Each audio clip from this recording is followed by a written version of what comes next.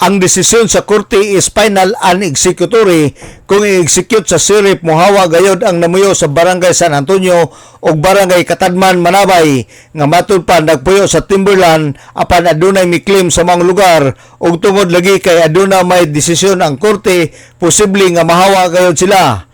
Kini mo'y pamahayag ni Konsehal Mars Tapayan atol sa interview sa DXDD News Team sa gipahigayon nga committee hearing sa Committee of the Whole sa sangguniang panglungsod sa nakalabayng semana.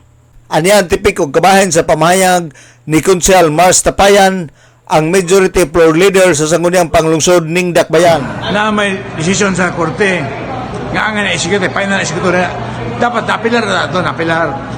Karon kung execute sa sirip, hawa sila na, hawa yun. Awang-hawag ito kung i-execute sa... Sirip. Kung man mga kaso, final executory, meaning wala na kapilar. Na-remedy na, na-legal remedy nga kapilar, mutahin mo sa ilang abogado nga mga pilar, pwede mo mahawak. Wala man, ang kaso na mo final executory, meaning execute na sa korte. Wala tayo mo. Wala tayo. Ang ato mo, paabot sa recipiation na mo revert ang yuta from Timberland to END. Si Attorney Mars Tapayan kay nung duman nga nagpatawag og public hearing ang sangguniang panglungsod kalabot sa lugar sa San Antonio ug Katadman, Manabay, Carmen Annex ug Malaubang aron pagsuta sa giingon nga Timberland.